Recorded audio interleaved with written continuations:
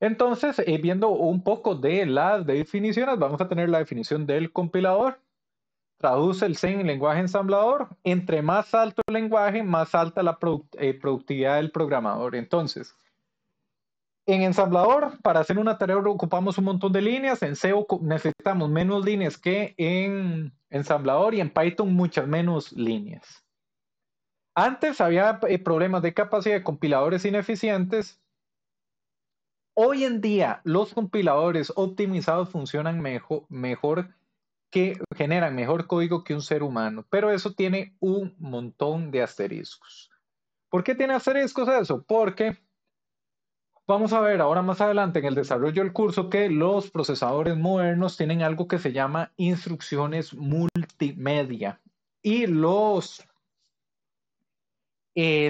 instrucciones multimedia son las que se encargan de hacer, por ejemplo, decodificación de audio, video, de encoder, de decoders de YouTube. Y para esta clase de instrucciones existen, para esta clase de procesadores existen instrucciones en ensambladores especializadas y los compiladores todavía son malos en ellas. Entonces, José, como proyecto de grabación, podría ser hacer un compilador o mejorar los compiladores para estas clases de instrucciones. El punto que quiero hacer es que no todo está resuelto. Puede ser ya lo resuelva, sí, pero a ese punto no todo está resuelto. Todavía hay oportunidad de hacer rutinitas en lenguaje ensamblador a mano. Entonces es importante que tengamos eso presente. Luego tenemos el lenguaje ensamblador como tal. Entonces, esto lo habíamos visto del curso anterior de digitales. El ensamblador como tal es el que se encarga de pasar del lenguaje ensamblador al lenguaje máquina. Permite las pseudo instrucciones, que son instrucciones que como tal no existen en lenguaje máquina, pero el ensamblador se encarga de tomar esa pseudo instrucción y convertirla a instrucciones que sí existen en lenguaje máquina. También permite un manejo simplificado de constantes, por ejemplo, las etiquetas, lo cual es una salvada.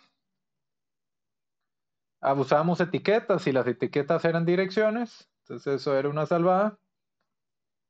Y manejo de constantes más sencillo. Entonces, tenemos eso por ahí. Tenemos el object file. El object file básicamente es un archivo en lenguaje máquina completo. Entonces, el header tiene el tamaño y posición de otras partes del object file. ¿Y qué hace falta? Tiene el text segment y el static data segment, tal como en una programación, en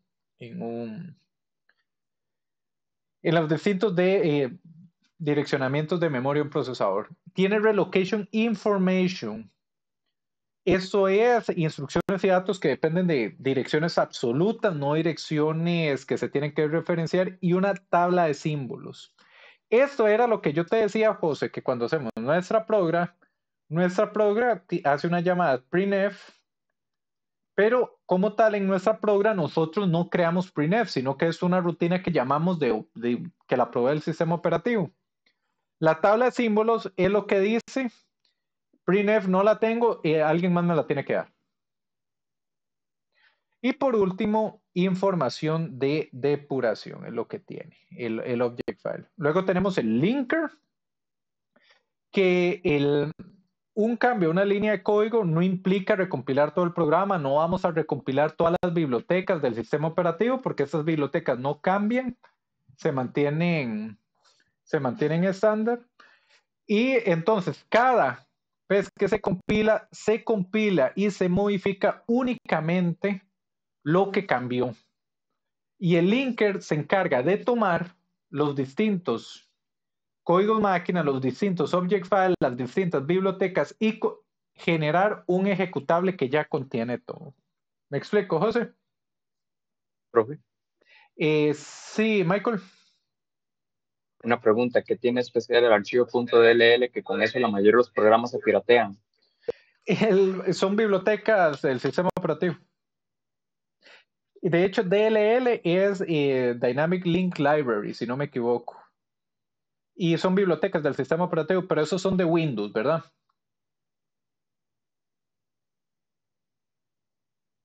Sí, Michael. Es una pregunta. No, son de Windows, son de Windows. Es una afirmación. Esas son bibliotecas de Windows.